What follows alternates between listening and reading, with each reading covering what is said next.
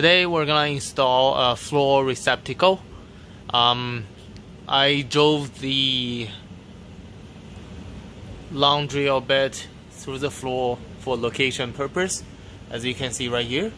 So we know we're gonna depends on where you want. I mean, it's obviously more convenient to put the box here other than over there. It's you don't have to drill the hole because you can just basically pull the wire from either this or that. And you know, there's a duct in the middle, so it's easier to put it in here. That's where I'm gonna install the box. So we got the floor box for finished floor installation. This one is certified for concrete pour as well, but in our case we're just gonna install it on the wooden floor. So we're gonna cut a hole like that because you don't normally mount it in this way. You would mount it in this way so that you have two receptacles, like two plugs, one here and one here. Drive two screws on the side. There's another bracket you install on the side so that you have three screws mounting on the floor. And then this set screw here is just used to adjust the box height. You know, supposedly you should adjust it flush to the floor, but normally I like it a little bit higher so that water doesn't flow into the box in case you spill a coffee or something. Usually you can just mark it on the main floor and start cutting from here, but in our case, because we know this is the rod we drove through, and right here is a stud, so we want to mount it as close as we can to the stud. So we're gonna go downstairs, start marking from the ceiling downstairs in the basement. Well, basically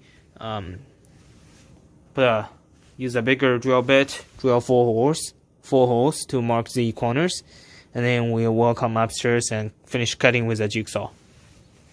So I'm in the basement right now, and I grabbed a Sharpie, and here's where the hole is gonna be.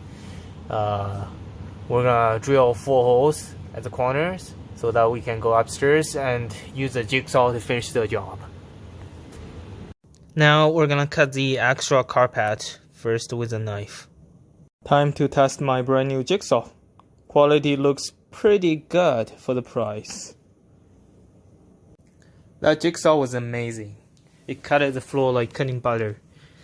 Now we drop in the box, and we're gonna put 2 screws here, and this one comes with another lip on the other side, so 2 more screws on that side as well. I did cut a bit too much, so I just cut off an extra little piece and stuff it in.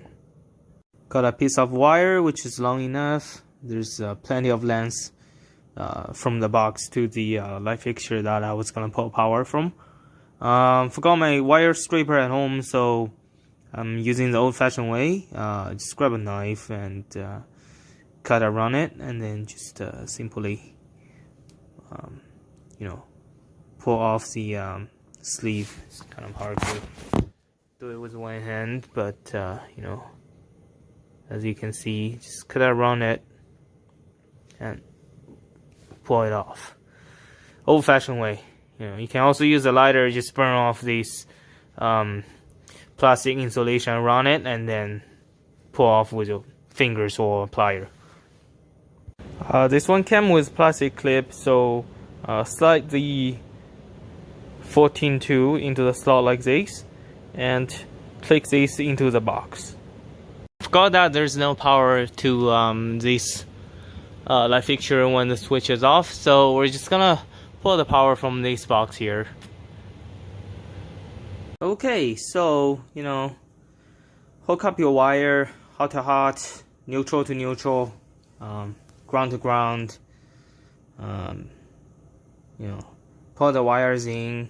The plug is just regular plug. Hot to gold screw, neutral to silver, and ground to green. And you know, put on the cover plate, and there you go. You know, it's when you mount it, the surface is not really flush, so you could always, normally this side is higher, you could always adjust the set screw even after you have the receptacle in and everything, the cover plate in as well. You could always adjust this to make it flush, and you know, then you put on a little cover here to cover the screw hole, and you know, you have these two covers. You can turn the slot to keep the cover closed in place, and if you ever need to open it, you know, there you go. Now you have receptacle right in front of you once you're watching TV. Say bye-bye to all that stuff.